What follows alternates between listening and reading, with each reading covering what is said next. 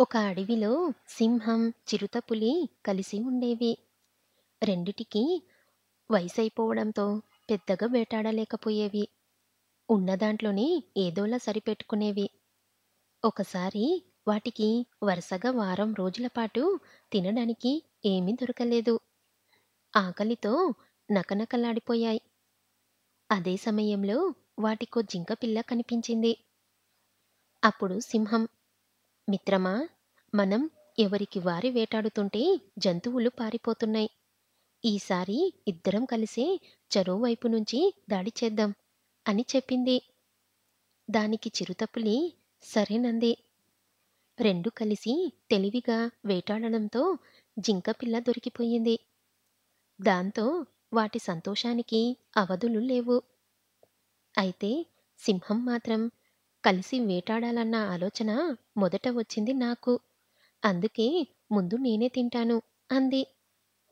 దానికి చిరుతకు ఎక్కడలేని కోపం వచ్చింది.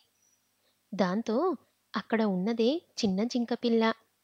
ముందు నువ్వు తింటే మొత్తం తినేస్తావు. ఇద్దరం కలిసే వేటాడాం. కలిసే తిందాం అని చెప్పింది.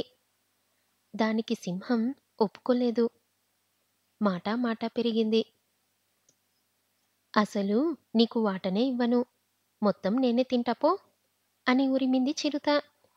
ఈ గొడవంతా చెట్టు చాటు నుంచి ఓ నక్క గమనించసాగింది.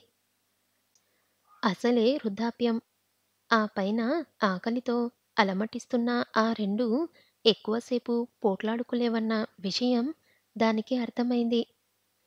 గొడవ పడి పడి సింహం, చిరుత అలసిపోయి కూలబడ్డాయి. అదే అదననుకున్న నక్క గబల్లున జింకపిల్లను లాక్కొని పారిపోయింది. అయ్యో, కలిసి పంచుకోకుండా గొడవపడి ఆహారాన్ని పోగొట్టుకున్నామే అని బాధపడ్డాయి సింహం, చిరుతపులులు.